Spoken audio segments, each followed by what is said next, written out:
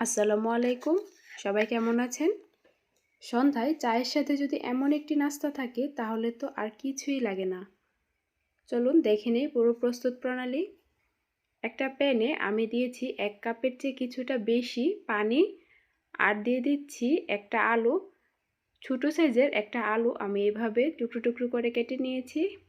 তার সাথে দিচ্ছি পরিমাণ মতো লবণ, 1/4 চা চামচ হলুদ গুঁড়া, 1/4 চা চামচ মরিচ গুঁড়া, 1/4 চা চামচ ধনিয়া গুঁড়া, 1/4 চা চামচ জিরা গুঁড়া।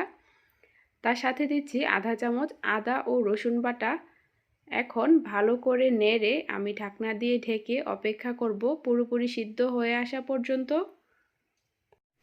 প্রায় 10 থেকে 15 মিনিট পর ঢাকনাটা তুলে এখন আলুটা সিদ্ধ হয়েছে কিনা দেখে নিয়েছি। আলুটা পুরোপুরি সিদ্ধ হয়ে গেছে।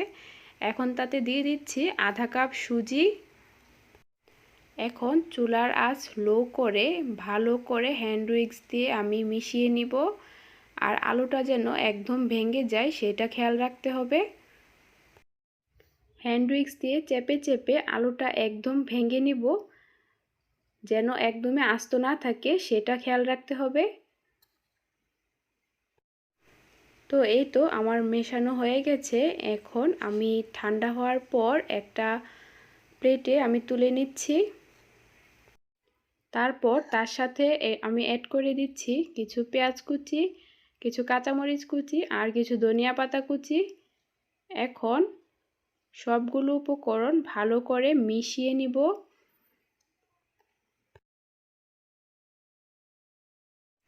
আরও অ্যাড করে দিচ্ছি 2 টেবিল চামচ রান্নার রেগুলার সয়াবিন তেল।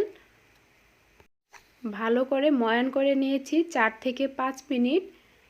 তারপর একটা ডো তৈরি করে নিয়েছি।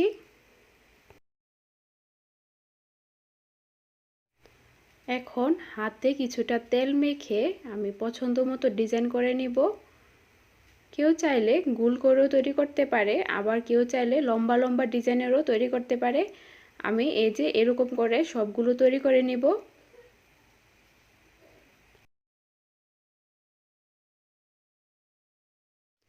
এই তো একে একে সবগুলো তৈরি করা হয়ে গেছে।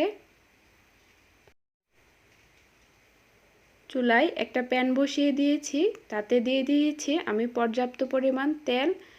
তেলটা গরম হয়ে যাওয়ার পর এখন সবগুলো নাস্তা আমি তেলের মধ্যে দিয়ে দিয়েছি। চুলার আঁচ মিডিয়াম এবং লোয়ের মাঝামাঝি রেখে দুপাশ লালচে করে ভেজে নিব।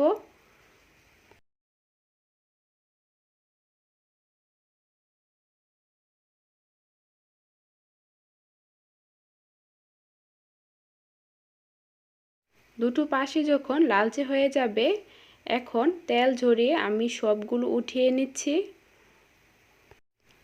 রেসিপিটি ভালো লাগলে বাড়িতে অবশ্যই একদিন ট্রাই করে দেখতে পারেন।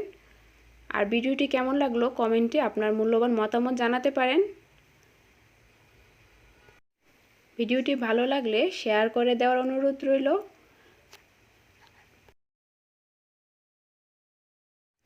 যারা এতক্ষণ পর্যন্ত সাথে ছিলেন সবাইকে অসংখ্য অসংখ্য ধন্যবাদ। তো সবাই ভালো থাকবেন, সুস্থ থাকবেন। আসসালামু আলাইকুম।